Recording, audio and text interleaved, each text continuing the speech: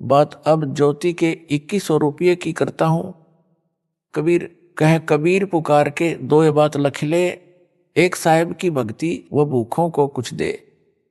कबीर धन चाहे तो दान कर, मुक्ति चाहे जप नाम, जो कोई दोनों नी इच्छा करे सरे सभी काम।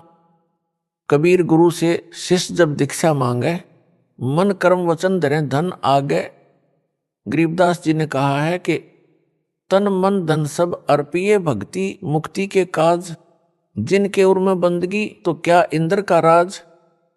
कबीर 10वां अंश गुरु को दीजे, जीवन जन्म सफल कर लीजे। गीता अध्याय 3 श्लोक 10 व 15 में भी यही कहा है कि श्लोक नंबर 10 प्रजापिता यानी परमेश्वर कबीर जी ने पूरा सृष्टि के प्रारंभ में प्रजाओं की तथा यज्ञों धार्मिक अनुष्ठानों के ज्ञान की रचना करके यानी सूक्ष्म वेद बताकर कहा कि तुम मेरे द्वारा बताए धार्मिक अनुष्ठान विधान के अनुसार यज्ञ यानी धार्मिक क्रिया करके उसके द्वारा वृद्धि को प्राप्त हो, यानी धनी बनो व भक्ति से भगत बनो। यह विधान अनुसार किया धार्मिक अनुष्ठान तुम सब साधकों को इच्छित पदार्थ प्राप्त करवाने वाले हो। मेरे अतिरिक्त जितने भी गीता के अनुवाद करता है उन सब ने ब्रह्मा को प्रजापिता लिखा है, उनकी बुद्धि काल ने बंद कर रखी है। श्लोक नंबर 11 इस यज्ञ यानी मर्यादा में रहकर किए गए धार्मिक अनुष्ठान द्वारा देवताओं को उन्नत करो। वे देवता तुम सब साधकों स्त्री पुरुष को उन्नत करें, यानी भौतिक व आध्यात्मिक धन के धनी बनाएं। इस प्रकार निस्वार्थ भाव से परस्परम यानी आपस में एक दूसरे को उन्नत करते हुए तुम सब परम यानी ज्योति निरंजन वाले मोक्ष लाभ से दूसरा जो पूर्ण मोक्ष लाभ है उस श्रेय यानी कल्याण को प्राप्त हो जाओ। गीता अध्याय 15 श्लोक 1 व 4 में पूर्ण ब्रह्म को तो वृक्ष की जड़ बताया तथा अक्षर पुरुष को तना, सर पुरुष यानी ज्योति निरंजन को डार, तीनों देवताओं रजगुण ब्रह्मा सतगुण विष्णु तथा तमगुण शिव को शाखा तथा पत्तों को संसार बताया है। इन श्लोकों में उसी के आधार से कहा है कि शास्त्र विधि अनुसार यानी गुरु मर्यादा में रहकर यज्ञ यानी धार्मिक अनुष्ठान करके यानी पूर्ण ब्रह्म की जो वृक्ष की मूल है सिंचाई यानी पूजा करो, जिससे देवता रूपी शाखा बढ़ेंगी, यानी देवताओं के पास सत्य साधक के शुभ कर्म व पुण्य कर्म जमा हो जाएंगे। ये देवता कर्म का फल ही देते हैं। इसलिए कहा है इस अध्याय 3 के श्लोक 15 में स्पष्ट है कि ब्रह्म यानी ज्योति निरंजन काल ब्रह्म की उत्पत्ति अविनाशी परमात्मा कबीर जी से हुई है। वह सर्वगतम ब्रह्म यानी सर्वव्यापी परम अक्षर परमात्मा नित्य ही यानी सदा ही यज्ञ यानी धार्मिक अनुष्ठानों में प्रतिष्ठित है, यानी इष्ट रूप में पूज्य है। जैसे गीता अध्याय 15 श्लोक 1 व 4 तथा 16 व 17 में कहा है कि यह संसार पीपल के उल्टे लटके पेड़ के समान है, जिसकी जड़ तो ऊपर परम अक्षर परमात्मा जानो तथा नीचे तीनों गुणों रजगुण ब्रह्मा सतगुण विष्णु तथा तमगुण शिव को शाखा जानो। जो इस संसार रूप वृक्ष के सर्व भागों को जानता है कि उस संसार रूप वृक्ष का तना कौन देव है, डार कौन देव है, जड़ कौन प्रभु है, शाखाएं कौन देवता है, पत्ते क्या कहे हैं। जो व्यक्ति तम यानी उस संसार रूप वृक्ष को इस प्रकार विस्तार से वेद यानी जानता है, वह संत वेदवित यानी वेद के तात्पर्य को जानने वाला है, यानी तत्वदर्शी संत है। कबीर परमेश्वर जी स्वयं सतगुरु बनते हैं तथा तत्वज्ञान बताते हैं। परमेश्वर कबीर जी ने बताया है कि कबीर अक्षर पुरुष एक पेड़ है, निरंजन वाकी डार, तीनों देवा शाखा हैं, पात रूप संसार। इसका विस्तृत वर्णन पहले इसी पत्र समझा है तो सिर दर्पाओं में कर दिया है। यहाँ पर अध्याय 3 के श्लोक 10 व 15 का इसी प्रकरण से संबंध है, इसलिए आंशिक वर्णन करना अनिवार्य था। वह किया है ताकि इनका यथार्थ भाव पढ़ने वाले को आसानी से समझ आ जाए। गीता अध्याय 3 श्लोक 12 यज्ञ धार्मिक अनुष्ठान जो गुरु जी की आज्ञा से करवाए जाते हैं उन द्वारा बढ़ाए गए देवता तुम सब साधकों को कर्मों अनुसार इच्छित पदार्थ बिना मांगे निश्चय ही देते रहेंगे। उन देवताओं द्वारा दिए हुए पदार्थों को जो उनको बिना दिए यानी 10वां अंश पूर्ण गुरु को दिए बिना स्वयं भोगता है, प्रयोग करता है, वह परमात्मा का चोर ही है। विवेचन गीता अध्याय 15 श्लोक 1 व 4, 16 व 17 का सार यह है कि यह संसार एक वृक्ष के तुल्य जानो, जिसकी जड़ को परम अक्षर ब्रह्म यानी पूर्ण ब्रह्म जानो, तने को अक्षर पुरुष यानी परब्रह्म जानो, एक मोटी डार को ज्योति निरंजन काल ब्रह्म यानी सरपुरुष जानो, और मानो कि उस डार को 3 शाखाएं हैं, उनको रजगुण ब्रह्मा, सतगुण विष्णु तथा तमगुण शिव जानो। इन तीनों शाखाओं को जितने पत्ते लगे हैं उनको संसार के जीव जंतु मानो जानो। पौधे से पेड़ बनता है, जैसे बीज बोया पौधा बना, उस पौधे की मूल रूट को जल डाला यानी सिंचाई की तो पौधे के सब अंग तना डार शाखा व पत्ते विकसित हुए, पौधा पेड़ बना, फिर शाखाओं को फल लगे, बिना मांगे ही फल अपने पेड़ से मिलने लगे, पक पक कर गिरने लगे। ये एक उदाहरण है। गीता में लिखे प्रसंग को दास ने ठीक से समझा और समझाया है, जो वर्तमान तक किसी ऋषि महर्षि व देवताओं को समझ नहीं आया था। यह संजय दिल्ली अज्ञानिक उत्तर देता है कि रामपाल को ज्ञान नहीं है, वह पेड़ की जड़ को पूर्ण ब्रह्म बताता है। संजय स्वयं मूर्ख है, उसे सब मूर्ख लग रहे हैं, मूर्ख को सब मूर्ख लगते हैं। दास ने कहा है कि ना तो पेड़ पूर्ण ब्रह्म है, ना उसकी जड़ यानी रूट, ना मिट्टी जिससे पेड़ को पोषक तत्व प्राप्त होता है। यह तो प्रकरण वश उदाहरण देकर गीता में तथा सूक्ष्म वेद में अध्यात्म ज्ञान समझाया है, जो दास ने सुलझाया यानी सरल किया है। गीता अध्याय 3 श्लोक 13, जो भगत जन व भगत मतियां पूर्ण गुरु सतगुरु द्वारा किए धार्मिक अनुष्ठान में पूर्ण ब्रह्म यानी परम अक्षर ब्रह्म को इष्ट मानकर प्रतिष्ठित करके भोग लगाया जाता है, फिर शेष बचे प्रसाद को खाते हैं, वे सब पापों से मुक्त हो जाते हैं। जैसे पहला पाप दान ना करना, दूसरा पाप गुरु के अतिरिक्त अन्य को दान करना, जो कुपात्र को दिया दान भी पाप है, उसका कोई लाभ नहीं मिलता। विष्णु धर्म के प्रवर्तक बाबा जम्बेश्वर जी ने कहा है कि कुपात्र को दान देना ऐसे व्यर्थ जाता है जैसे रेही की जमीन में बीज बोना। सुपात्र को दिया दान ऐसे लाभ देता है जैसे उपजाऊ ढहर भूमि में बीज बोना। तीसरा पाप निर्धारित धन दान न करना, जैसे यह दास ज्योति हवन यज्ञ के लिए 1.25 किलोग्राम गाय या भैंस का घी दान करने को कहता है। फिर यह भी विधान है कि 10वां अंश सच्चे व पूर्ण गुरु को दान करना चाहिए, वह ना किया तो भी पूर्ण लाभ नहीं मिलता। चौथा पाप सत्य साधना ना करके नकली गुरु से दीक्षा लेकर भक्ति व दान करना। पूर्ण ब्रह्म की पूजा ना करके देवी देवताओं को इष्ट रूप में पूजना 5वां पाप है। भूत विद्या वालों के पास जाना यह 6ठा पाप है। तीर्थों पर पूजार्थ जाना आदि आदि अनेकों पाप है। उपरोक्त सब पापों से मुक्ति भक्तों भगत मतियों को दिलाने के लिए ज्योति यज्ञ के लिए दास रामपाल दास 2100 रुपये दान करने को कहता है तथा अखंड व खुला पाठ करवाने की भी प्रेरणा करता है, ताकि धीरे धीरे 10वां अंश भी गुरु को दान हो जाए। भगत को एक बार 10वां अंश अधिक लगता है। इस विधि से उनको पापों से बचाता है। सन 2015 के बाद हालात सामान्य होने के पश्चात प्रतिवर्ष परमेश्वर कबीर जी के प्रगट दिवस पर विशाल भंडारा किया जाता रहा है।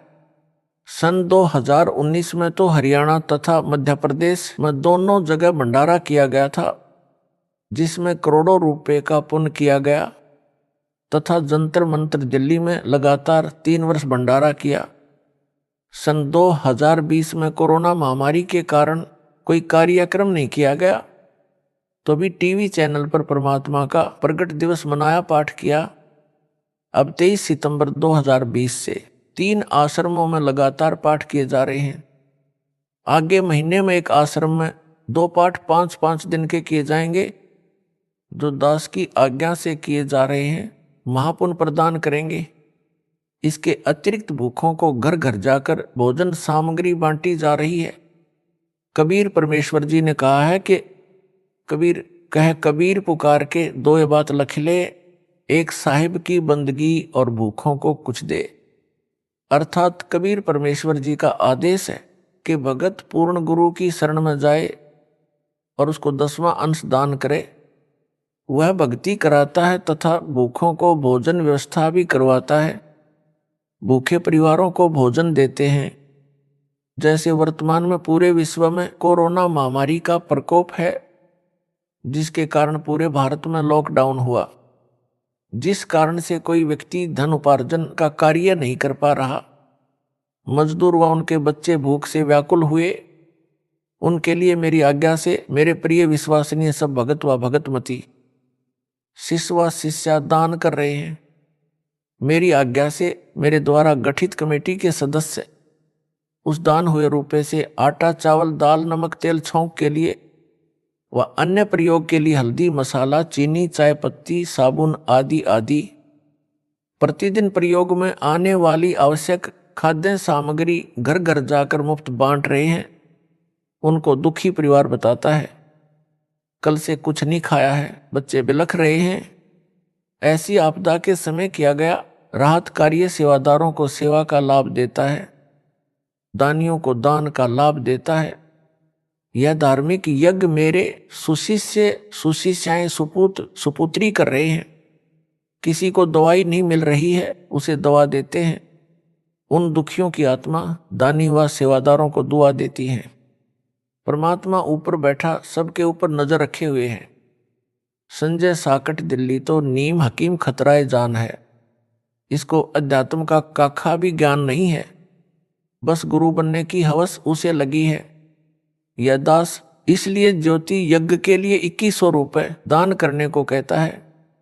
उन रुपयों का 1.25 किलो स्वदेशी घी, गाय भैंस का जो 750 रुपये का मानो, शेष 1350 रुपये से धर्म यज्ञ व आश्रम में सत्संग के समय नाम दीक्षा के लिए जो बाहर से आने वाले भक्तों व भगतमतियों के लिए आवश्यक वस्तुएं, जैसे पंखे बिछाने के लिए दरीवा, मैट, आटा, चावल, चीनी, लकड़ी, तेल, गैस आदि आदि में हिस्सा लगाया जाता है। कई करोड़ रुपए की राहत सामग्री सेवादारों ने वितरित कर दी है। दिन रात एक कर रखा है। कई परिवार ऐसे मिले जो बता रहे थे कि कई दिनों से कभी एक समय भोजन खाया, कभी भूखे रहे। ऐसा चल रहा था। यदि आज भोजन नहीं मिलता तो परिवार के सब सदस्य आत्महत्या कर लेते। ऐसे ऐसे महापुण्य के कार्य आप भक्तों व भगतमतियों के दान से, दास की आज्ञा से आपके भाई बहन सेवादार कर रहे हैं।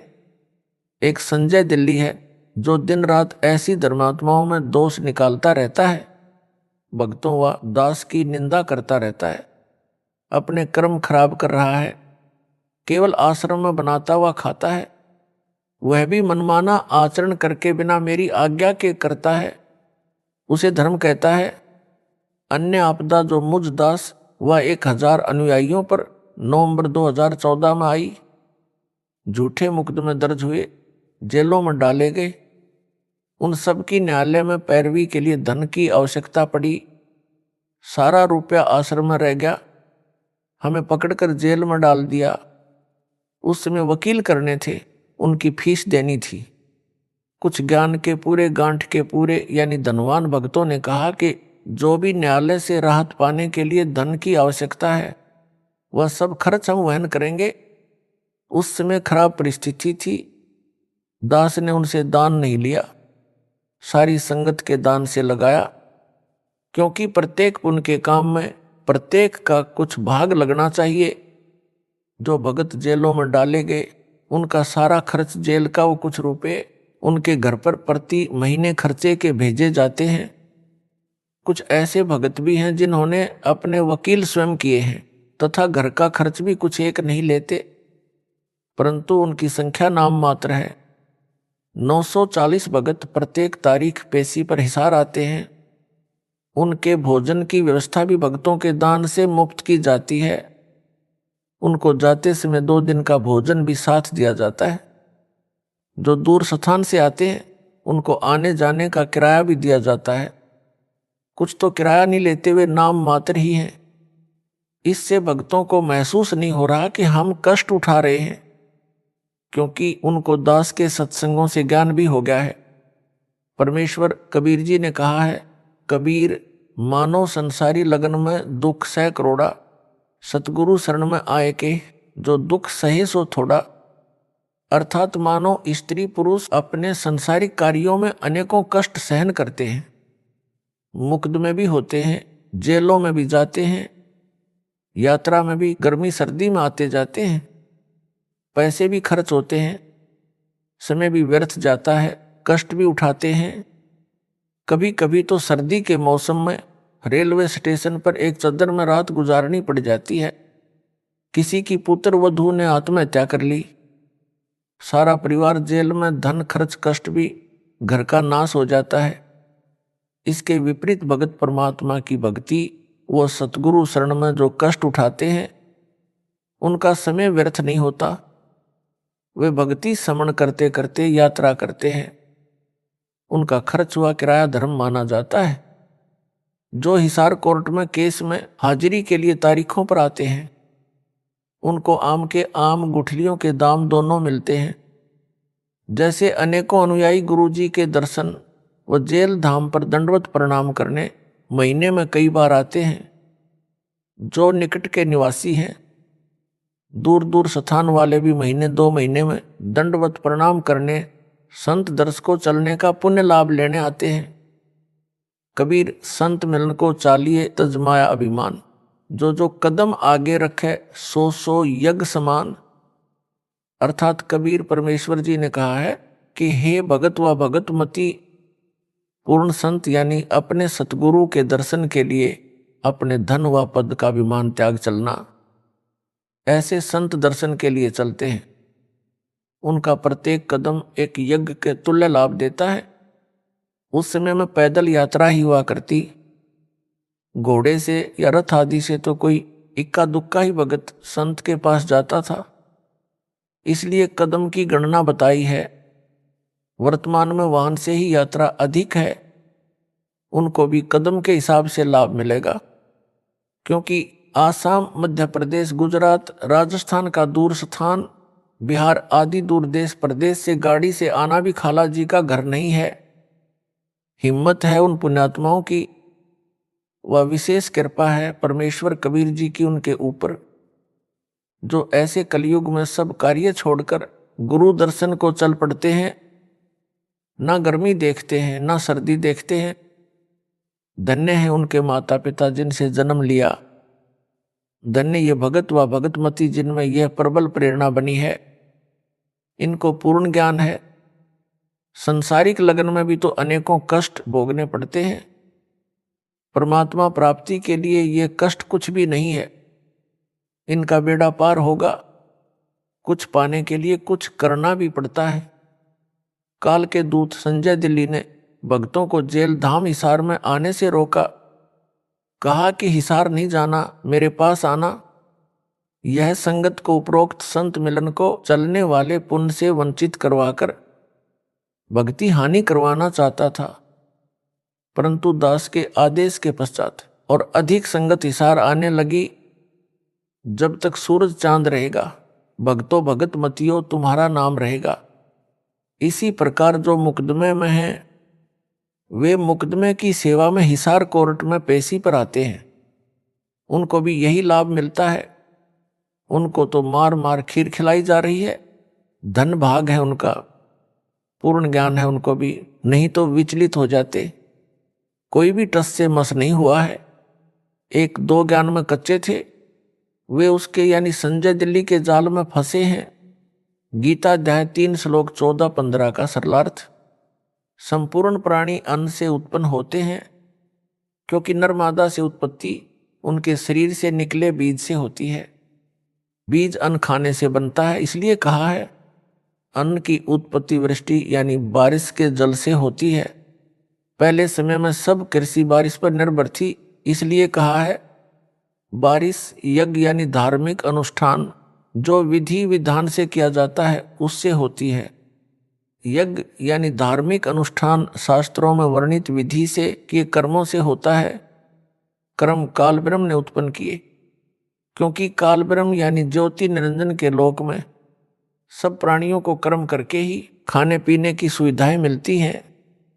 केवल सतलोक जो सबका निज घर है उसमें बिना कर्म किए सब सुख सुविधाएं मिलती हैं।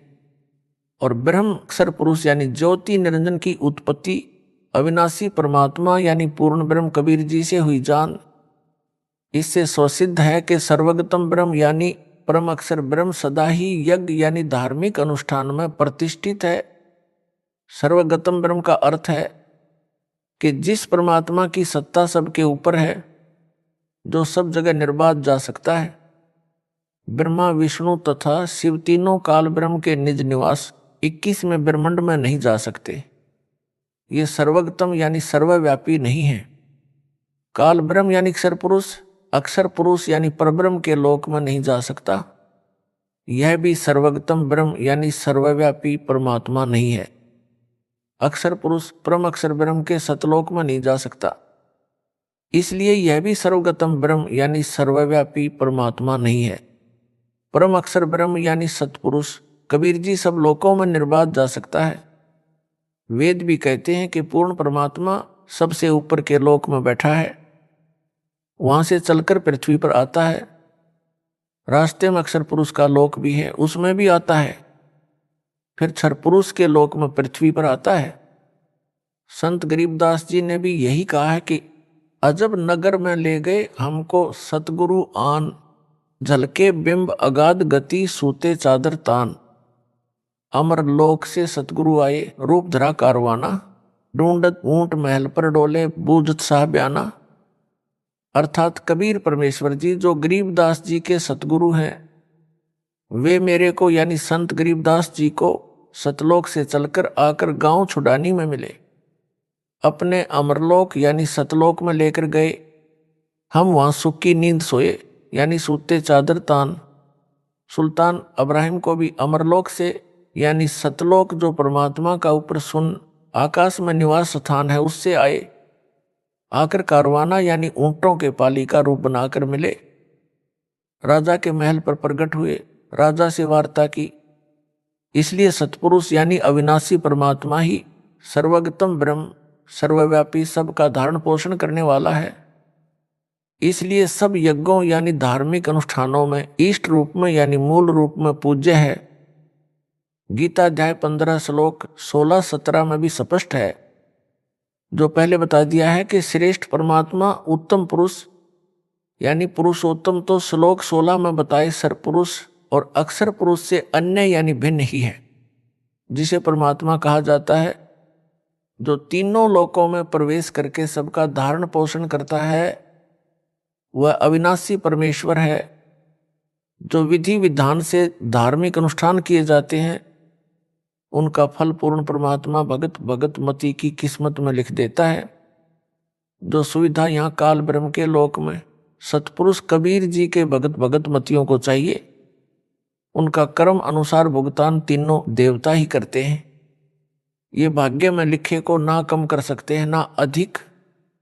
जैसे कोई नौकर सेठ की नौकरी करता है तो उसकी हाजिरी लगती है, वे हाजिरी मुनीम के पास जाती है, वह नौकर को तनख्वाह देता है। वह उसको ना कम कर सकता है ना अधिक, और ना तनख्वाह को रोक सकता है। यह उदाहरण समझने के लिए पर्याप्त है। सतगुरु विमुखा युग युग रोए। सतगुरु को त्याग कर मनमाना आचरण करने वाला संसार सागर से पार नहीं हो सकता। उस आत्मा का कल्याण सतगुरु जी की शरण में रहकर मर्यादा का पालन करते हुए आजीवन भक्ति करने से ही होगा। उदाहरण, परमेश्वर कबीर जी को एक जीव को काल के जाल से निकालने के लिए बहुत लंबा संघर्ष करना पड़ता है। आप सब भगत व भगतमती जो मुझ दास से दीक्षित हो, आपके पीछे परमेश्वर कबीर जी युगों से लगे हैं आपको शरण में लेने के लिए, यानी काल ब्रह्म के जाल से निकालने के लिए इतना घोर कष्ट उठाया है। जितना सुल्तान अब्राहिम अधम को व कमाली को काल जाल से निकालने में कष्ट उठाए थे, सुल्तान अधम के लिए यानी जो सम्मन वाली आत्मा थी, कभी ऊंट वाला बने, कभी यात्री का वेश बनाया, वे नौकरानी का वेश बनाकर बाग में गए, 3 कोड़ों यानी कोरडों की चोट खाई, फिर 3 कुत्ते लेकर जंगल में लीला की, आखिर में उसे काल की दलदल से निकालकर छोड़ा। संत गरीबदास जी को कबीर परमेश्वर जी ने बताया है कि जो जन मेरी शरण है, ताका हूं मैं दास, गेल गेल लाग्या फिरूं जब तक धरती आकाश। एक ही उदाहरण आपको सब प्रमाण देगा, जो इस प्रकार है। जीव को अपनी शरण में लेने के लिए परमेश्वर कबीर जी पहले जीव की शरण में स्वयं जाते हैं। प्रमाण जो कमाली लड़की शेख तकी की बेटी थी, उसको कैसे शरण में लिया और सतगुरु शरण त्याग कर उसने क्या क्या कष्ट उठाए, तथा अंत में सतगुरु शरण में आकर ही मोक्ष प्राप्त किया। एक पुस्तक दास ने लिखी है, आध्यात्मिक ज्ञान गंगा। उसमें परमेश्वर कबीर जी का चारों युगों में प्रकट होने वाला वर्णन है। सतयुग तथा त्रेता युग में स्वामी रामानंद यानी काशी वाले की आत्मा वेदविग व गंगाधर नाम का ऋषि था, तथा कमाली वाली आत्मा उसकी पत्नी दीपिका व सूर्या नाम से थी, जो दोनों युगों में जन्मे। वे दोनों प्रत्येक युग में पति पत्नी बने, दोनों जन्मों में निसंतान रहे। उन आत्माओं को शरण में लेने के लिए परमेश्वर कबीर जी दोनों युगों में बालक रूप में उनको मिले, उनको अपने परवरिश की सेवा देकर पुनर्भागी बनाया। परंतु उन जीवनों में उन दोनों ने दीक्षा नहीं ली, शरीर छोड़कर दोनों स्वर्ग गए। फिर दोनों का पृथ्वी पर भिन्न स्थानों पर जन्म होता रहा। स्वामी रामानंद को भी कलयुग में शिष्य बनकर शरण में लिया। कमाली की कथा इस प्रकार है। दीपिका व सूर्या वाली आत्मा मुसलमान धर्म में राबिया नाम की कन्या के रूप में जन्मी। जब वह 12-13 वर्ष की थी, तब सतपुरुष कबीर जी उसको जिंदा बाबा के रूप में जंगल में मिले, उसे ज्ञान समझाया। पूर्व जन्म के शुभ संस्कार से लड़की ने शीघ्र ज्ञान समझकर दीक्षा ले ली। 4 वर्ष वह साधना की, फिर धर्म के व्यक्तियों के दबाव से त्याग दी, मुसलमान धर्म वाली साधना करने लगी। पूरी कथा आप पुस्तक आध्यात्मिक ज्ञान गंगा तथा पुस्तक कबीर परमेश्वर में पढ़ें। यहाँ केवल उसी प्रसंग पर चर्चा करूंगा जो आप जी को समझाना चाहता हूं।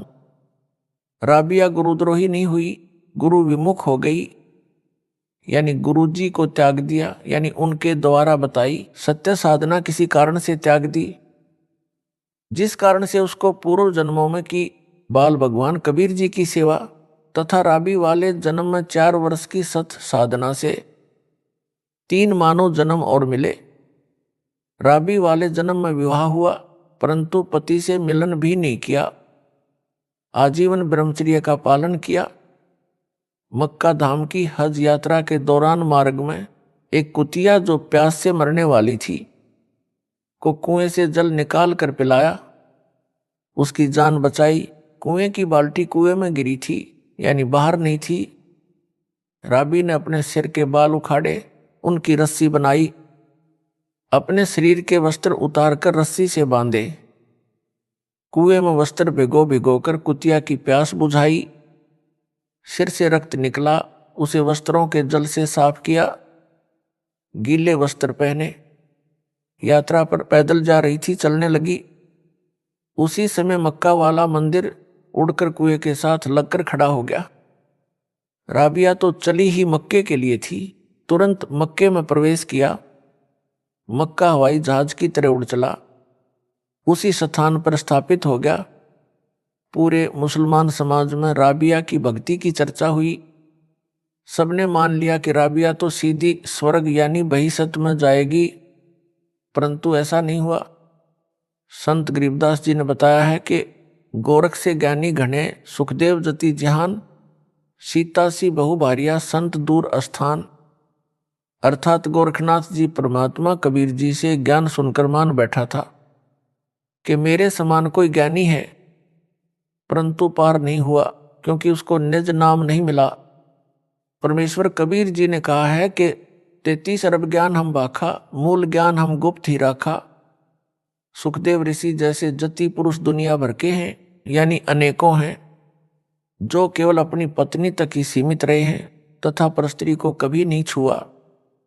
सीता जैसी भार्या पत्नी बहुत हैं, जो अपने पति के अतिरिक्त अन्य पुरुष में सौपन में भी आस्था नहीं करती। परंतु मोक्ष तो सतगुरु की शरण में सत साधना मर्यादा में रहकर करने से होगा, केवल उपरोक्त महिमा से नहीं होगा। कहा है कि उपरोक्त प्रकार के मानो असंख्यों मिल जाएंगे, परंतु संत का घर दूर है, यानी संत यानी सतगुरु के समान महान व कल्याणकारक कोई नहीं है। ऐसे संत का मिलना सुदुर्लभ है। गीता अध्याय 7 श्लोक 19 में भी काल ब्रह्म ने कहा है कि हे अर्जुन, बहुनाम जन्मनाम अन्ते ज्ञानवान माम प्रपद्ये वासुदेव सर्वम इति स महात्मा सुदुर्लभ। अर्थात मुझ काल ब्रह्म की भक्ति अनेकों जन्म जन्मांतरों के बाद कोई एक करता है। अन्य जन्मों में सब अन्य देवी देवताओं की भक्ति करते रहते हैं, परंतु वासुदेव यानी सर्वव्यापी सबका मालिक परम अक्षर ब्रह्म वही पूज्य है, वही सबका उत्पत्ति करता है, वही सबका धारण पोषण करता है, वही परमात्मा कहा जाता है। वही पुरुषोत्तम यानी उत्तम पुरुष है, वही वास्तव में अविनाशी है। उसी की पूजा करो।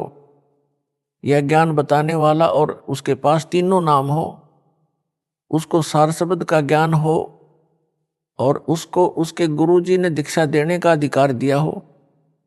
महात्मा सुदुर्लभ है, यानी मुश्किल से मिलता है। संत गरीबदास जी ने कहा है कि कोटियों मध्य कोई नहीं राई झूमकरा, अरबों में कोई ग्रक सुनो राई झूमकरा। अर्थात संत गरीबदास जी ने एक झूमकरा नामक जिज्ञासु को बताया कि जो ज्ञान वर्तमान में मेरे पास है, जो मेरे सतगुरु कबीर जी ने बताया है, वह ज्ञान तथा संपूर्ण मोक्ष मंत्र व नाम देने का अधिकार मेरे गुरु जी ने मुझे दिया है। ऐसा संत तेरे को करोड़ों में नहीं मिलेगा, कोई अरबों व्यक्तियों में एक मिलेगा, जो ग्रक हो यानी संपूर्ण ज्ञान हो, पूर्ण मोक्ष मंत्र हो तथा दीक्षा देने का अधिकार हो। वह ग्रक यानी भक्ति का धनी है। हरियाणा की भाषा में कहा जाता है कि यह व्यक्ति धन में ग्रक है, यानी घना धनवान है। जो अच्छा पहलवान हो उसे भी कहते हैं कि हांगिर में ग्रक है, यानी बहुत ताकतवर है। वह संत वर्तमान में दास है। सतगुरु कबीर जी स्वयं संत बने थे, स्वयं ही सतपुरुष के अवतार बने, यानी स्वयं सतपुरुष हैं।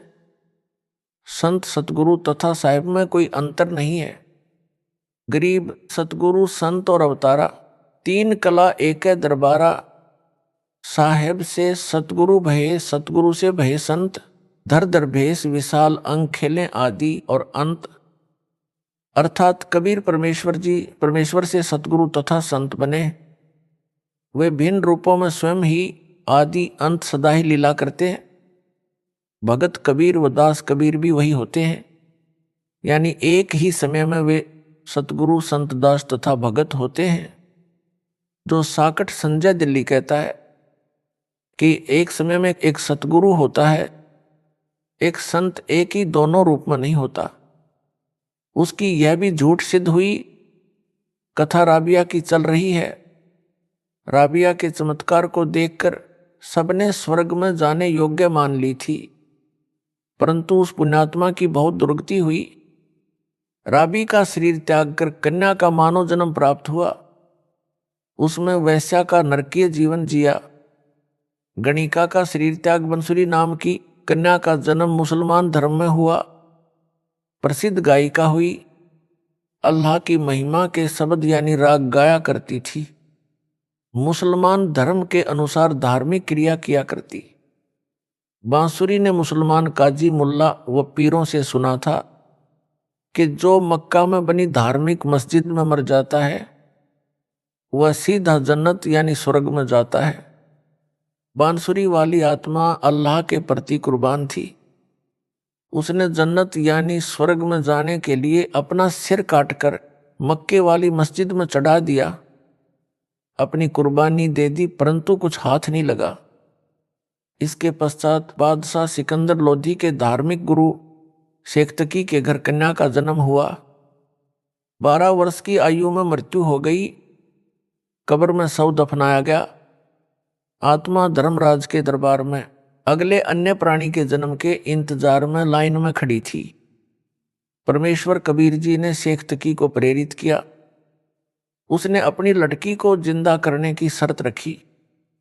राजा सिकंदर लोधी व दिल्ली तथा आसपास के हजारों व्यक्ति जो दर्शक खड़े थे, कब्र खुदवाकर मृत लड़की को कबीर परमेश्वर जी ने जीवित किया। लड़की ने लगभग 1 घंटा ऊंची आवाज में अपनी आपबीती बताई तथा साथ खड़े कबीर जी को अल्लाह अकबर यानी सबका मालिक बताया और बताया कि इनसे दीक्षा लेकर 4 वर्ष भक्ति करने से 3 मानव जन्म मिले। अब मेरा मानव जन्म का संस्कार नहीं बचा था। ये परमात्मा धर्मराय दरबार में अभी अभी गए।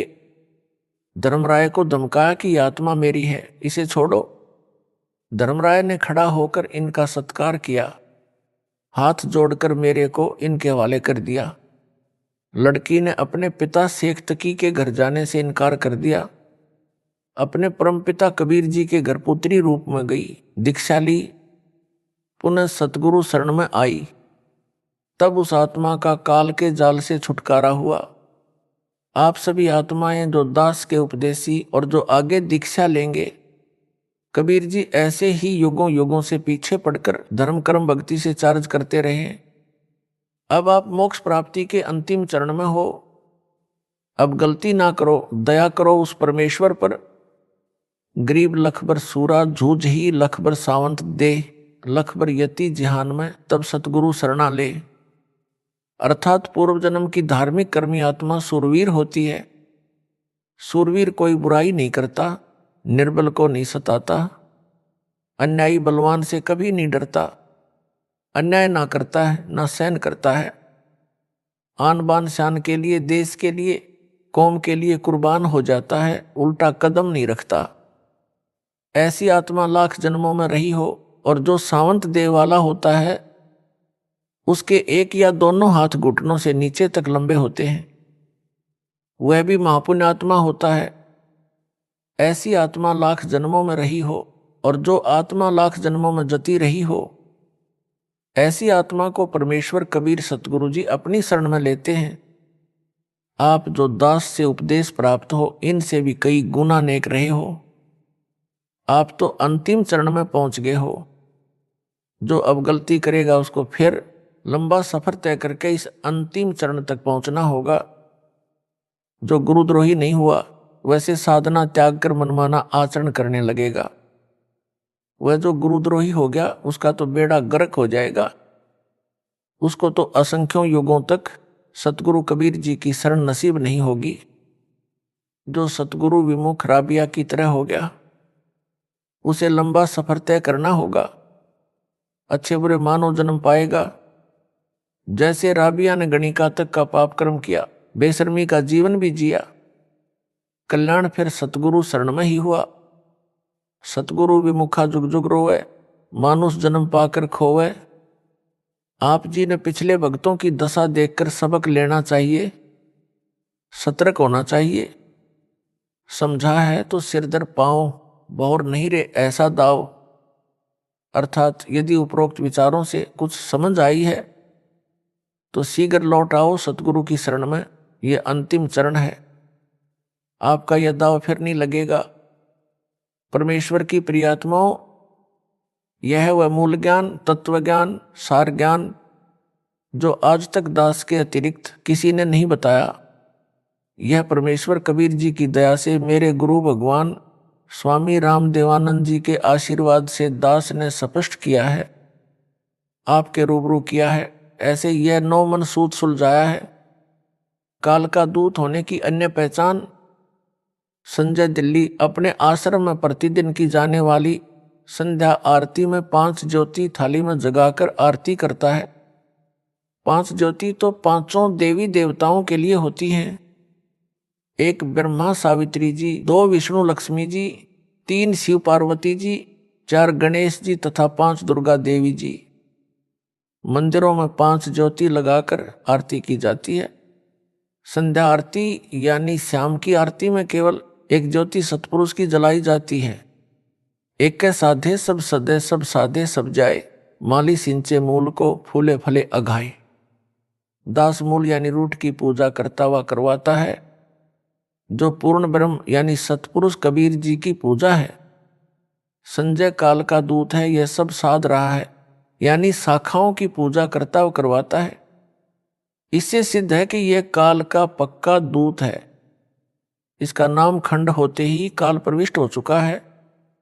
अब यह जितने भी कदम उठाएगा वे सब सतपुरुष कबीर जी के विरुद्ध उठाएगा। कहेगा कि मैं सतपुरुष की पूजा करता हूं। इसको स्वयं ज्ञान नहीं है कि तू क्या कर रहा है। इसकी बुद्धि पर काल बैठा है। संत गरीबदास जी ने स्पष्ट किया है कि गरीब सतगुरु संगत छोड़कर चाहे लाख वर्ष जब कीन, इंद्री कर्म ना मोक्ष होए रहे काल के अधीन। अर्थात जो भगत सतगुरु का साथ छोड़ देता है वह चाहे लाख वर्ष तक जाप करता रहे, उसके पाप कर्म कभी समाप्त नहीं होते, पूर्ण मोक्ष नहीं होता। वह काल ज्योति निरंजन के अधीन रहता है, यानी काल जाल में रह जाता है। इंद्री कर्म न मोक्ष होए का तात्पर्य है कि जो कर्म करते हैं वे 10 इंद्रियों से करते हैं। कर्म इंद्रियों यानी हाथ पैर आदि से जो पाप करते हैं या अनजाने में हो जाते हैं, जैसे चलते समय पैरों के नीचे जीव जंतु मरना आदि आदि। सतगुरु विमुख व निगुरे यानी गुरु बिना व्यक्ति को सब पाप लगते हैं। तथा ज्ञान इंद्रियों यानी आंख नाक कान जीभ यानी वचन से जो पाप कर्म होते हैं या किए जाते हैं वे कभी मोक्ष यानी क्षमा नहीं होते। वह सतगुरु संगत छोड़ने वाला भगत व भगतमती कभी काल जाल से नहीं निकल सकता। परंतु सतगुरु के भगत को अनजाने में हुए पाप नहीं लगते। संजय साकट का मूल ज्ञान संजय दिल्ली की अज्ञानता का प्रमाण। संजय अज्ञानी 5 ज्योति लगाकर आरती करना सही बताता है। उसके लिए जिस वाणी को आधार बनाता है, कहता है कि आरती में भी लिखा है। वह संध्या आरती नंबर 1 की वाणी नंबर 2 है, जो इस प्रकार है। पाती पंच पोप कर पूजा, देव निरंजन और न दूजा। विवेचन, इस वाणी में पाती पंच लिखा है, जिसका अर्थ है कि 5 पत्तियों और पॉप यानी फूलों से पूजा करते हैं। यह विष्णु जी की पूजा है। 5 पत्तियां तुलसी की भी चढ़ाते हैं और बेल की पत्तियां भी देव पूजा में चढ़ाते हैं। कबीर जी कहते हैं कि जो विष्णु जी की पूजा करते हैं वे गलती पर हैं। सतपुरुष के अतिरिक्त कोई निरंजन यानी माया रहित देव यानी प्रभु नहीं है, यानी सतपुरुष के अतिरिक्त कोई पूज्य देव नहीं है। ध्यान दें, इस वाणी में पाती पंच लिखा है, ना कि बाती पंच। बाती का अर्थ ज्योति यानी बत्ती है तथा पाती का अर्थ पत्ता है। यह अज्ञानी संजय पाती का गलत अर्थ ज्योति बता रहा है। कबीर जी ने धर्मदास जी को यही बताया था। काल ने कहा है कि मैं अपने दूत तेरे पंथ में भेजकर गलत ज्ञान प्रचार करवाऊंगा। जो वाणी तो तेरी यानी कबीर जी की वाणी ही पढ़ेंगे और उनका अर्थ गलत करके तेरे अनुयायियों को सत्य पथ से भ्रमित करके मेरी यानी काल ज्योति निरंजन की शरण में रखेंगे, वे सब काल ब्रह्म के लोक में रह जाएंगे। संत गरीबदास जी ने कहा है कि भरम भक्ति ना कीजिए भाई, तुम हो काल की फर्दी माही। अर्थात संत गरीबदास जी ने कहा है कि हे भाई, तुम काल के दूत गुरु के द्वारा भ्रमित किए हो, उसके द्वारा भ्रम पैदा करके बताई गलत भक्ति ना करो। इस गलत भक्ति से तुम काल ज्योति निरंजन की फर्दी यानी फर्द में चढ़े हुए हो, यानी आप पर काल का मालिकाना हक है। जैसे जमीन खरीदने वाले ने रजिस्ट्री करवाई फिर इंतकाल करवाया, उसके पश्चात वह जमीन उस खरीदने वाले की फर्द में चढ़ जाती है तो उस जमीन का खरीददार मालिक हो जाता है। काल की फर्दी में होना, काल की जागीर होना, यानी काल के कागजों में चढ़े हो। किसी काल के दूत द्वारा भ्रमित होकर जो गलत साधना यानी भ्रम भक्ति कर रहे हो, उसे छोड़कर पूर्ण सतगुरु से दीक्षा लेकर सत्य भक्ति करो, जिसके भक्ति धन से आप काल की फर्द से निकलकर सतपुरुष की जागीर हो जाओगे, आप सतलोक चले जाओगे। आगे परमेश्वर कबीर जी की वाणी से ही प्रमाणित करता हूं कि पाती माने पत्ता और बाती माने ज्योति है। काल का दूत संजय भ्रमित कर रहा है। पाती का अर्थ ज्योति करता है, जो गलत है, यह अज्ञानी है। संत गरीबदास जी ने भी स्पष्ट किया है कि गरीब पाती तोड़ चढ़ावे अंधे, जिनके कदे ना कट हैं फंदे। गरीब बेल पत्र को तोड़ चढ़ावे करें देव पूजा, कर्म भरम करते हैं मोक्ष पंथ नहीं सूझा। यहां आरती नंबर 1 वाणी नंबर 2 में 5 पाती लिखा है।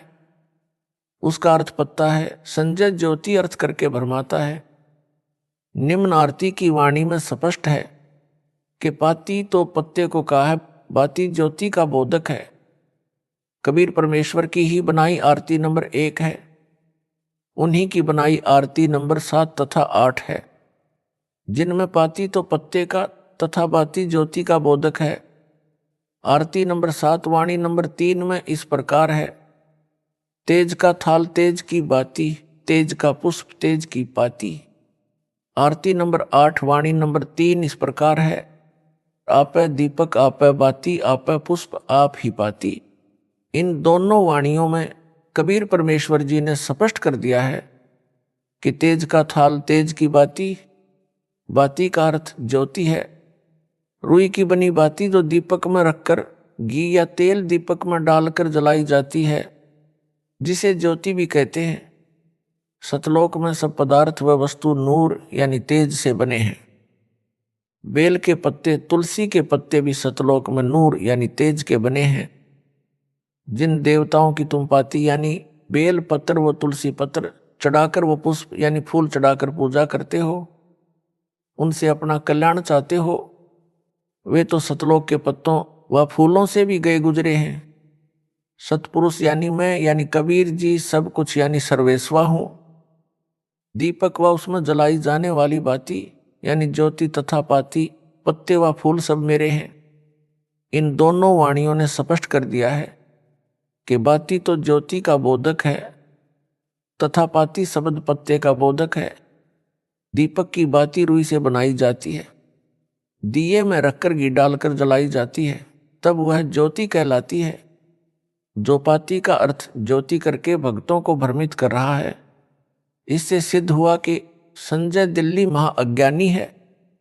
नीम हकीम खतरा जान है, काल का दूत है।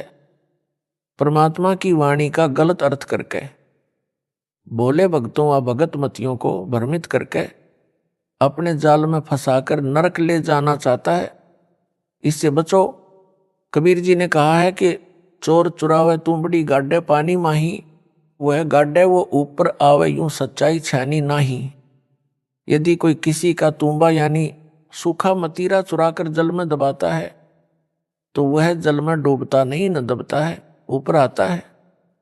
इसी प्रकार कोई सच्चाई को दबाने की कोशिश करता है तो वह कभी सफल नहीं होगा।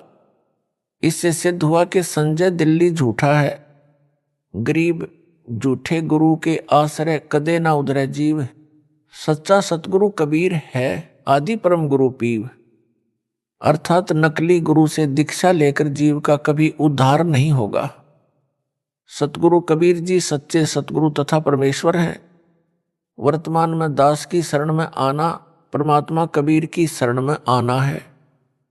संजय साकिट कहता है कि कबीर साहिब तथा कबीर देव में अंतर है, एक परमात्मा का बोध नहीं है।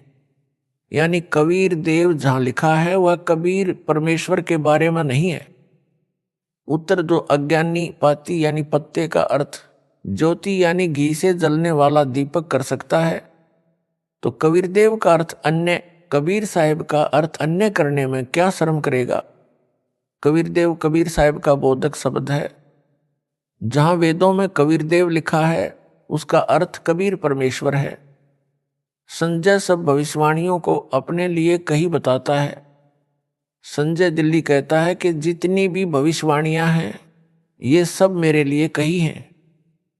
जैसे असुर निकंदन रामायणी में कहा है कि सतगुरु दिल्ली मंडल आईसी मैं दिल्ली से आया हूं, इसलिए यह मेरे लिए कहा है। मैं ही वह तत्वदर्शी संत हूं जो सबका कल्याण करेगा। इसका उत्तर कबीर जी ने कहा है कि खरनार होए केहरी कब हूं सिंह की खाल उड़ाएं। अर्थात यदि गधे को सिंह की खाल उड़ाकर शेर बनाया जाए तो वह खर यानी गधा कभी केहरी यानी लायन नहीं हो सकता, बोली से पिछाना जाएगा, यानी तत्व ज्ञान से पहचान हो जाएगी। तत्वदर्शी संत कौन है, उसका अज्ञान आपके समक्ष दास ने नंगा कर दिया है। आप समझ लें कि तत्वदर्शी कौन है। संजय दिल्ली भ्रमित करता है कि सार शब्द से मोक्ष होगा। मेरे को सार नाम नहीं दिया है तो क्या फर्क पड़ता है। मेरे पास सार शब्द है जो किसी के पास नहीं है। वाणी बोलता है, नामा छिपा ओम तारी पीछे सोहम भेद विचारी, सार शब्द पाया जद लोई आवागवन बहुर ना होई। इसका उत्तर यह है, ऐसे नकली गुरु पृथ्वी का नाश करने के लिए जन्मे होते हैं। संत गरीबदास जी ने कहा है कि गरीब बीजक की बातां कहें बीजक नाही हाथ, पृथ्वी डोबन उतरे कह मीठी बात। सारनाम व सार शब्द पर विवेचन दास सत्संग में भी सतनाम सारनाम सार शब्द बताता है। एक हैंडपंप लगाने का उदाहरण भी देता है जो इस प्रकार है। प्रथम मंत्र के जाप से साधक की आत्मा निर्मल होती है, भक्ति में रुचि बढ़ती है तथा वित्तीय स्थिति में सुधार होता है। भक्ति धन में वृद्धि होती है। नल यानी हैंडपंप लगाने का उद्देश्य जल प्राप्ति होता है। इसी प्रकार भक्ति करने का उद्देश्य परमात्मा प्राप्ति होता है। हैंडपंप लगाने के लिए पाइप व नल की मशीन आदि खरीदने के लिए धन की आवश्यकता होती है। जिसके पास रुपया है वही नल लगवा सकता है। भक्ति रूपी नल के लिए प्रथम मंत्र की कमाई से पाइप खरीदी जाएगी, यानी सतनाम मिलेगा, जिसका श्वास उश्वास से जाप किया जाता है। जैसे पाइप को जमीन में लोअर करने के लिए बोकी यंत्र से बोर बनाना होता है। बोकी जमीन के अंदर बाहर चलाई जाती है। जब बोर जल तक पहुंच जाता है तो मिस्त्री यानी गुरुजी नल की मशीन लगा देता है। मशीन को सारनाम जानो, सारनाम का सुमिरन करना होता है। जैसे जल निकालने के लिए नल की मशीन का हैंडल पकड़कर उसे बाहर भीतर चलाना होता है, तब जल मिलता है। सारनाम का सुमिरन करने से परमात्मा मिलता है। परमात्मा सार शब्द है। परमात्मा प्राप्त करवाना सार शब्द देना है। भगत को सतनाम व सारनाम की कमाई पूरी करवाकर उसे सार शब्द दिया जाता है। यह सार शब्द देना है। संजय साकट दिल्ली मेरी सत्संग की वीडियो से वाणी सुनकर विद्वान बना फिरता है। कहता है कि नामा छिपा ओम तारी पीछे सोहम भेद बिचारी, सार शब्द पाया जद लोई आवागवन बहुर ना होई। इसका अर्थ करता है कि सार शब्द से जन्म मरण मिटेगा, सारनाम की क्या आवश्यकता है। वाणी में सारनाम नहीं लिखा जो ऊपर बताई है। सीधा सार शब्द पाया जद लोई आवागवन बहुर ना होई।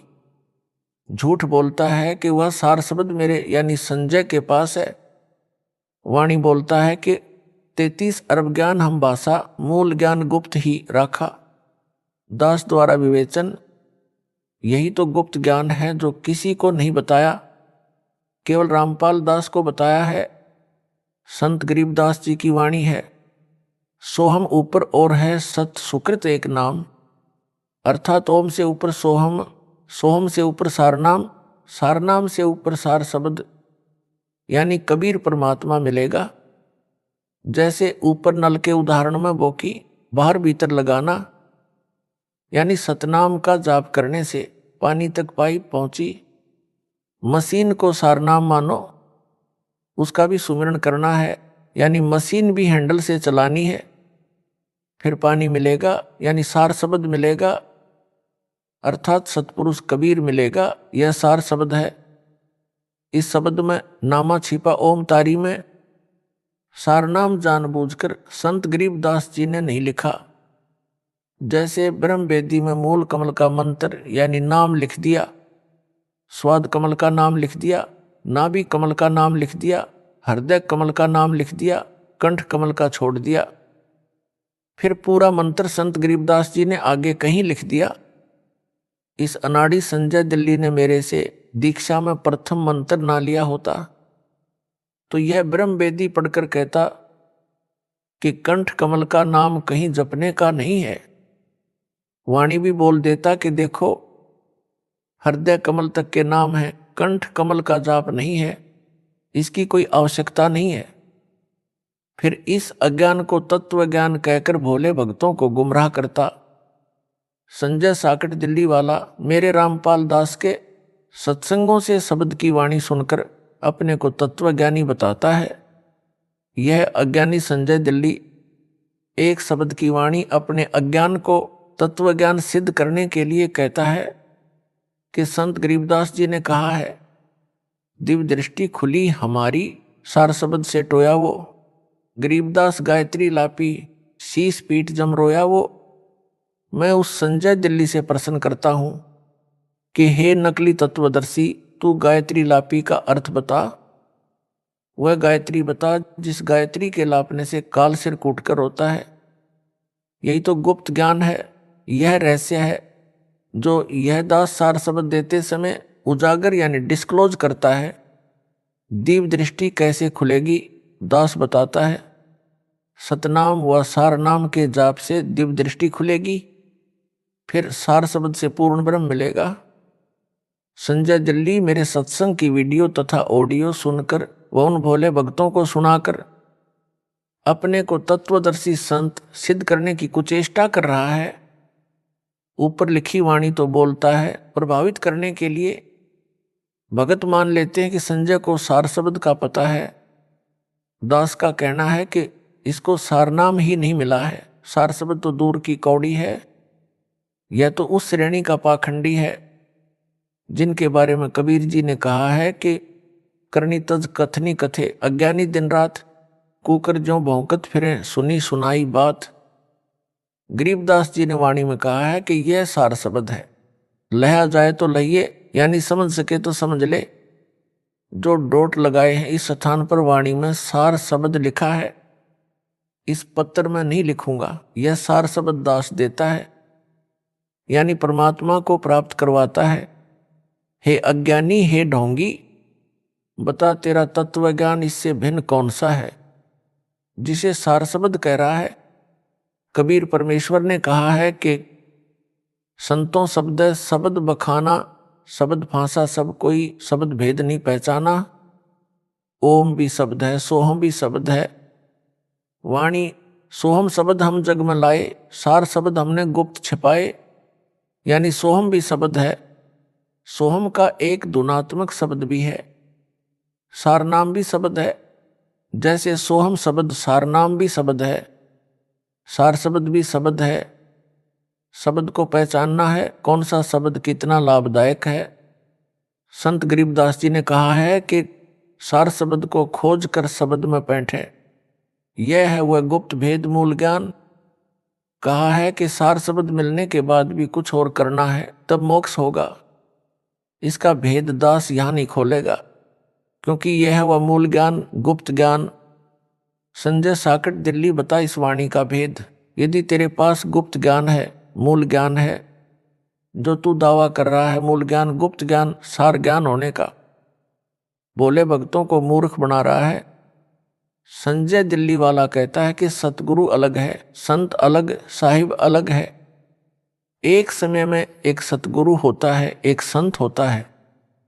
मेरे को दास को तो सतगुरु कहता है, अपने को संत भगत व दास कहता है, और तर्क देता है कि जीव कल्याण संत भगत दास से होना है, सतगुरु से नहीं हो सकता। मैं यानी संजय सबके कष्ट दूर करूंगा, यह भी इसकी झूठ है।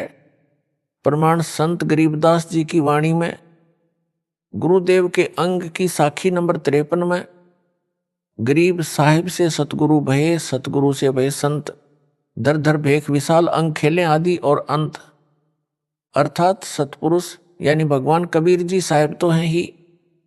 काशी में प्रगट काल में सतगुरु भी वही थे, संत भी वही थे, दास भी थे।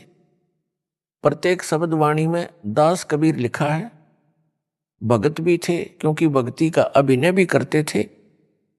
उस समय कोई अन्य संत व सतगुरु उनके समान नहीं था, ना कोई भगत ना कोई दास उनके समान था। इब्राहिम सुल्तान के बाग में नौकरानी का रूप बनाकर गए। सुल्तान ने कौड़े मारे तो भी उसे कोई दंड कबीर परमेश्वर जी ने नहीं दिया। वे तो सुल्तान को भस्म भी कर सकते थे। वर्तमान में यह दास सतगुरु है तथा संत भी है। भक्ति करता हूं, भगत हूं। प्रत्येक प्रवचन में वह वाणी में दास कहता हूं। संजय दिल्ली का यह कहना भी झूठ है। यह हर प्रकार से कपटी व महिमा का भूखा व झूठा है। ब्रह्म 4 हैं या अधिक। संजय दिल्ली कहता है कि 4 ब्रह्म हैं, मेरे अतिरिक्त किसी को ज्ञान नहीं है। उत्तर जो बेशर्म होता है वह ऐसी ही बकवास किया करता है। बुद्धिमान तो शीघ्र समझ जाते हैं। जिन्होंने दास के सत्संग कम सुने हैं वे इस पामर प्राणी के जाल में फंस गए हैं। अपड़ो ब्रह्म 4 नहीं अधिक हैं। काल के 21 ब्रह्मांड हैं जिनका यह मालिक है। इन 21 ब्रह्मांडों में काल ज्योति निरंजन को ब्रह्म कहा जाता है। संजय को ब्रह्म के अर्थ का भी नहीं पता, इसलिए बकवास कर रहा है। ब्रह्म का अर्थ प्रभु है। गीता में 3 ब्रह्म यानी प्रभु पुरुष बताए हैं। एक सर ब्रह्म यानी अक्षर पुरुष, दूसरा अक्षर ब्रह्म यानी अक्षर पुरुष, तीसरा परम अक्षर ब्रह्म यानी परम अक्षर पुरुष यानी सत्य पुरुष। परंतु 21 ब्रह्मांड का ब्रह्म यानी प्रभु ज्योति निरंजन यानी क्षर ब्रह्म है।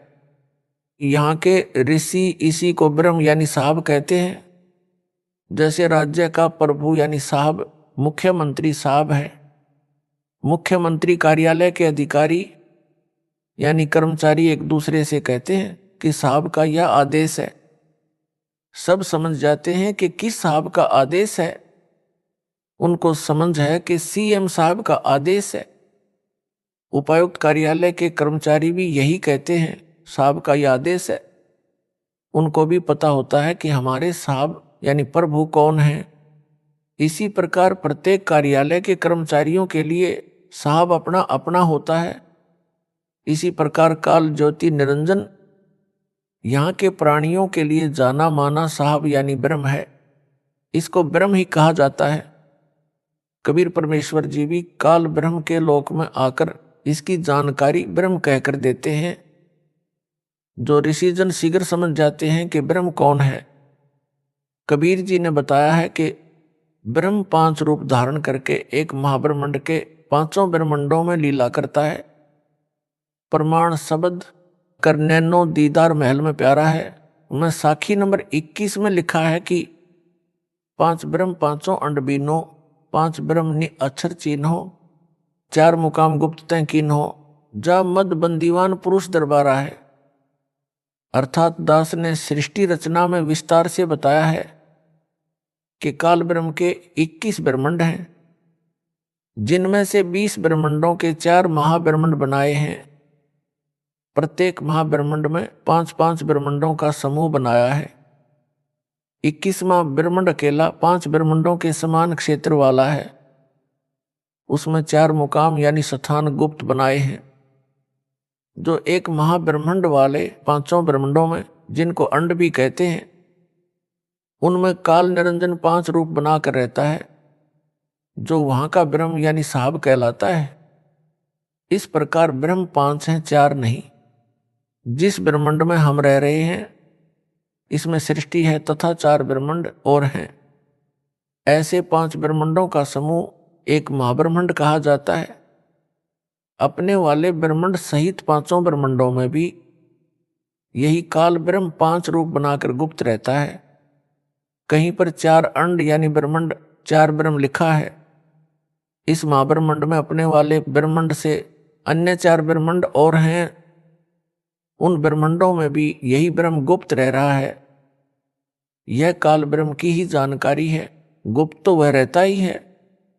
ये 4 मुकाम यानी स्थान गुप्त हैं तथा जो 5 ब्रह्मांडों के समान क्षेत्र वाला 21वां ब्रह्मांड है, उसमें भी 4 मुकाम गुप्त बना रखे हैं। वे ब्रह्मांड नहीं है। काल का यह निज निवास स्थान है।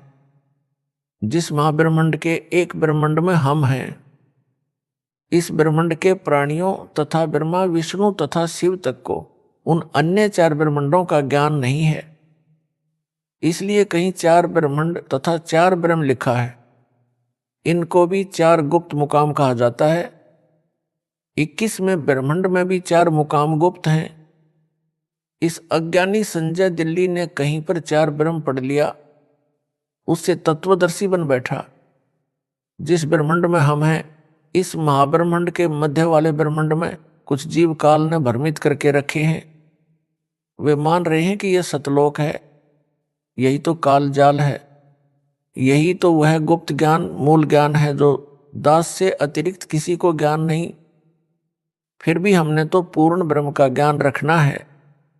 ब्रह्म काल चाहे 20 हो, हमारे लिए उनका ज्ञान रखना क्या जरूरी है? ज्ञान तो यह रखना है कि काल ब्रह्म के जाल से कैसे छूटा जाए। वह ज्ञान दास की संगत का बच्चा बच्चा जानता है। इस संजय साकट को उसका भी ज्ञान नहीं है। यदि ज्ञान होता तो यह झूठ कपट करता ही नहीं। यह काल का पक्का एजेंट है। इससे भगत व भगतमती सावधान रहो। ऐसे अपराधी के दर्शन से भी दोष लगता है। आरती में बदलाव किया है जो महापाप है। भक्तों ने बताया है कि संजय दिल्ली ने संध्या आरती के अंत में गुरु जी यानी दास का गुरु स्तुति का शब्द है, मेरे गुरुदेव भगवान दियो काट काल की फांसी, की अंतिम पंक्ति में फेर बदल कर रखा है। वास्तविक पंक्ति इस प्रकार है, स्वामी रामदेवानंद दाता आपकी घनी सतावें बाता, तेरा रामपाल अज्ञान किया सतलोक का वासी। फेर बदल करके इस प्रकार बनाई है, जिसे उसके चेले आरती में गाते हैं, सतगुरु रामपाल दाता आपकी घनी सतावें बाता, तेरा दासन दास कीजियो सतलोक का वासी। इसका उत्तर इस प्रकार है, संत व सतगुरु की वाणी से उसकी छाप यानी नाम काटकर अन्य विधि से नहीं लिख सकते। कोई बदलाव नहीं कर सकते। बदलाव करना उस सतगुरु व संत का अपमान है। संजय दिल्ली की बुद्धि काल ज्योति निरंजन ने बंद कर रखी है। यह कहता है कि रामपाल पृथ्वी पर विद्यमान है, इसलिए यह कहना कि क्या सतलोक का वासी गलत है। इस पंक्ति को इस प्रकार बोलना चाहिए था कि कीजियो सतलोक का वासी। इसको तो दास के ज्ञान में अपने अज्ञान के कारण दोष दिखाई देता है। बात करता है मेरे को तत्व ज्ञान मूल ज्ञान है, जिसका किसी को ज्ञान नहीं। जैसे संत गरीबदास जी ने कहा है कि दास गरीब कबीर का चेहरा, सतलोक अमरपुर डेरा। संत गरीबदास जी पृथ्वी पर विद्यमान थे तथा उसी समय कहा है कि मैं सतगुरु कबीर जी का चेहरा यानी दास हूं।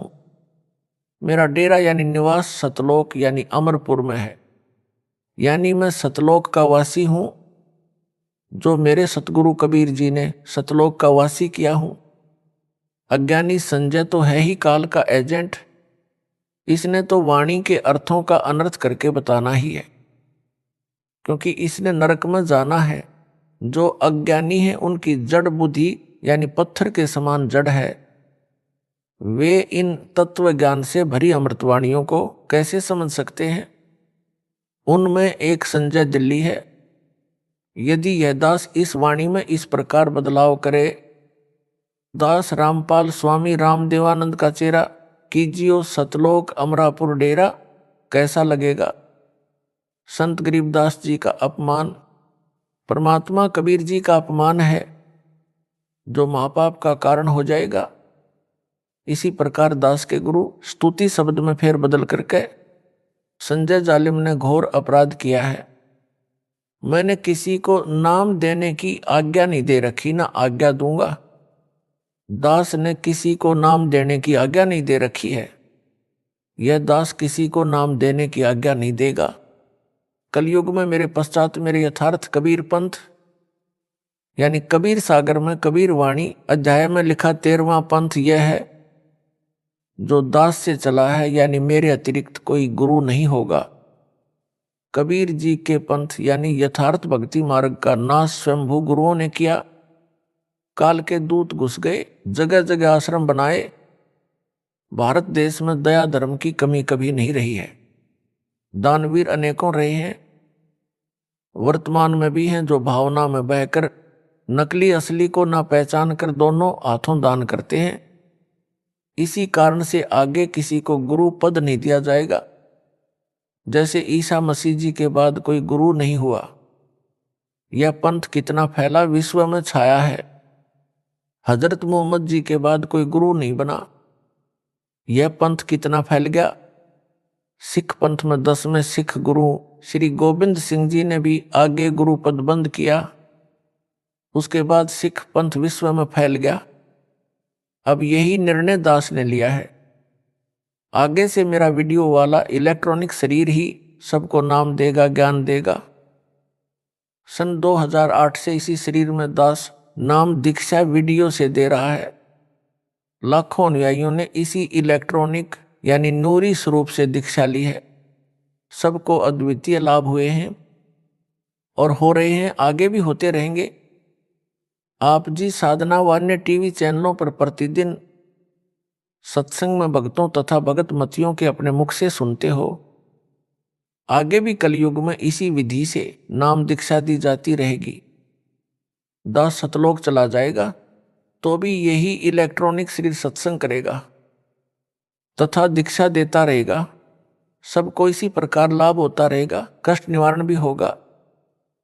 मोक्ष तो होना ही है, जो सतपुरुष कबीर जी की भक्ति का मूल उद्देश्य है। मैं यानी दास किसी को नामदान यानी दीक्षा देने की आज्ञा नहीं दूंगा। यह सत्संगों में कई बार दास ने बोला है। कबीर पंथ का बिगाड़ स्वयंभू गुरुओं ने ही कर रखा है। ना उनको यथार्थ अध्यात्म ज्ञान, ना यथार्थ भक्ति के नामों का ज्ञान। वे सब काल प्रेरणा से कार्य कर रहे हैं। जैसे यह संजय दिल्ली काल प्रेरित है और सब मनमुखी भक्ति व धार्मिक क्रियाएं कर रहा है। यह स्वयंभू गुरु बनने की तैयारी कर चुका है। कभी भी अपने को गुरु घोषित कर देगा, क्योंकि यह काल का दूत है। सब भक्ति के कर्म गलत कर रहा है। संत गरीबदास जी ने कहा है कि नकली स्वयंभू गुरुओं ने गांव के गांव खराब कर दिए हैं। मनमुखी भक्ति की क्रिया करवाकर सबका अनमोल मानव जीवन नष्ट करवा दिया। फिर एक परंपरा पड़ जाती है, पीढ़ी दर पीढ़ी वही चलती रहती है। नकली गुरु मानव समाज का सबसे बड़ा शत्रु है। जैसे कोई झूठा पासपोर्ट बनाता है, लोगों को गुमराह करके कहता है कि ये असली पासपोर्ट है। उसे पासपोर्ट बनाने का अधिकार ही नहीं है, तो उसका बनाया पासपोर्ट व्यर्थ है। जब वह हवाई अड्डे यानी एयरपोर्ट पर जाएगा विदेश जाने के लिए, तब वह नकली पासपोर्ट काम नहीं आएगा। बनाने वाला तथा बनवाने वाला दोनों दोषी पाए जाएंगे। उस समय बहुत देर हो चुकी होगी। इसी प्रकार जब भगत या भगतमती संसार छोड़ परलोक जाने के लिए रवाना होंगे, तब उन्हें पता चलेगा कि हमारे साथ बड़ा धोखा हुआ है। उस समय बहुत देर हो चुकी होगी। यदि संजय दिल्ली को संपूर्ण अध्यात्म ज्ञान होता तो यह नकली गुरु बनने की गलती कभी नहीं करता। इसको डर लगता कि परमात्मा नाराज हो जाएगा। यदि गुरुजी ने नाम दीक्षा का अधिकार नहीं दे रखा है तो भूलकर भी इतनी बड़ी गलती नहीं करनी चाहिए। नकली गुरु के सिर पर उन सब जीवों के जीवन नष्ट करने के पाप का भार रखा जाता है। जिन जिन को यह नाम देगा, इसको नाम दिलाने का भी अधिकार नहीं है। नाम देने का तो किसी को अधिकार देना ही नहीं है। इस बेशरम को शर्म भी नहीं आती जो अपने आप गुरु जैसी क्रियाएं कर रहा है। आशीर्वाद देता है, चंवर करवाता है, तिलक लगवाता है, पैरों पर फूल डलवाता है। अन्य उदाहरण जैसे किसी राज्य की सरकार सरकारी नौकरी लगाने के लिए एक बोर्ड का गठन करती है। उसका एक चेयरमैन बनाया जाता है जो नौकरी लगने के लिए निवेदन करते हैं। उनकी योग्यता के अनुसार चेयरमैन नौकरी के लिए चयन करता है उनको अपॉइंटमेंट यानी नियुक्ति पत्र देता है, अपने दस्तखत करके मोहर लगा देता है। उन सबको सरकार नौकरी पर रख लेती है तथा सरकार ही तनख्वाह देती है। यदि कोई धोखेबाज असली जैसा नियुक्ति पत्र बनाकर कुछ व्यक्तियों को नियुक्ति पत्र देता है, उनसे रुपए रिश्वत में लेता है, उसका नियुक्ति पत्र कहीं काम नहीं आएगा, उसको सरकार दंडित करेगी। ठीक इसी प्रकार जो अनधिकारी गुरु बनकर दीक्षा देता है या दीक्षा दिलाता है और दान के रुपए लेता है, परमात्मा उसे दंडित करेगा। उसने अनेकों अनजान लोगों के अनमोल मानव जीवन को नष्ट कर दिया। संत गरीबदास जी ने कहा है कि गरीब गुरुआ गाम बिगाड़े संतो, गुरुआ गाम बिगाड़े, ऐसे कर्म जीव के ला दिए इब जड़े नहीं झाड़े। झूठे गुरु को लीतर मारे, घर से काट घसीटे, या के पीटे पाप नहीं है, या को निश्चय पीटे। अर्थात नकली स्वयंभू गुरु इतना हानिकारक है कि वह पूरे गांव के भोले व्यक्तियों का मानव जीवन नष्ट करवा देता है। ऐसे शास्त्र विधि रहित भक्ति कर्म करवाता है जिनसे मोक्ष नहीं हो सकता। पूरा गांव उसी गलत साधना पर दृढ़ हो जाता है, समझाने से भी नहीं छोड़ता। नरक में जाते हैं, प्रेत का जीवन जीते हैं, मां कष्ट उठाते हैं। संजय गिल्ली मृत्यु के बाद भूत बनेगा। इसकी समाधि उसी गांव में बनाई जाएगी, फिर इसके अनुयायी उस यादगार की पूजा किया करेंगे। ऐसे यह जालिम अनेकों मानवों का जीवन नष्ट करेगा। यह प्रेत बनकर यहीं रहेगा।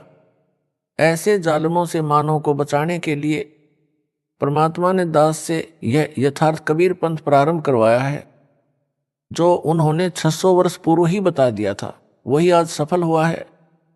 इसमें यह संजय दिल्ली नामक कीड़ा लगा है। इससे बचाव के लिए यह पत्र एंटीबायोटिक यानी रोगनाशक औषधि का काम करेगा। जो इसको मन लगाकर पड़ेगा उसी पर असर करेगा, उसका मानव जीवन नष्ट होने से बच जाएगा। मानव जीवन बहुत अनमोल है। इसके एक श्वास की कीमत इतनी है जो परमेश्वर कबीर जी ने बताई कि कबीर कहता हूं कहीं जात हूं, कहूं बजाकर ढोल, श्वास जो खाली जात है वह 3 लोक का मोल। अर्थात मानव शरीर प्राप्त प्राणी के एक श्वास की कीमत तीनों लोकों, स्वर्ग पाताल व पृथ्वी लोकों के समान है। यह श्वास बिना सत भक्ति के खाली जाता है तो मानव को अत्यधिक हानि होती है। जो नकली झूठे गुरुओं से दीक्षा लेकर भक्ति व दान आदि करते हैं, उनको भी यही हानि होती है। यही श्वास यदि पूर्ण गुरु जो दीक्षा देने का अधिकारी है तथा यथार्थ नाम जाप को देता है, उससे दीक्षा लेकर स्मरण में लगाया जाए तो उस सतनाम के श्वास उश्वास के एक जाप से कितना कीमती हो जाता है, वह संत गरीबदास जी ने बताया है। सतनाम पालडे रंग होरी हो, 14 लोक चढ़ावा राम रंग होरी हो, 3 लोक पासंग धरह रंग होरी हो, तो ना तुलय तुलाया राम रंग होरी हो।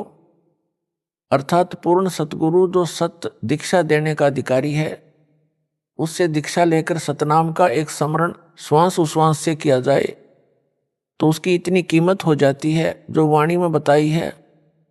उसको इस प्रकार समझें, तराजू जिसे तखड़ी यानी बैलेंस भी कहते हैं, गांव में तो आज भी घरों में प्रयोग होती है।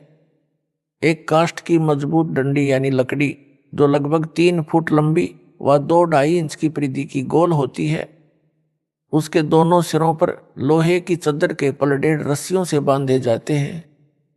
उसके मध्य में एक रस्सी को डांडी में सुराख करके बांधा जाता है, जो 2-3 इंच बड़ी होती है, मोटी 1 इंच होती है। उसे पकड़कर तराजू से सामान तोला जाता है।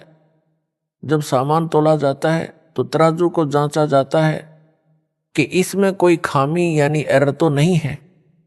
यदि डंडी सीधी नहीं होती है और दोनों पलड़े एक रेखा में नहीं होते हैं तो उस तराजू में त्रुटि है। उसको कहते हैं कि तराजू में पासंग है, पासंग ठीक करो, कुछ दाने पासंग में रखो, तब यह सही परिणाम देगी।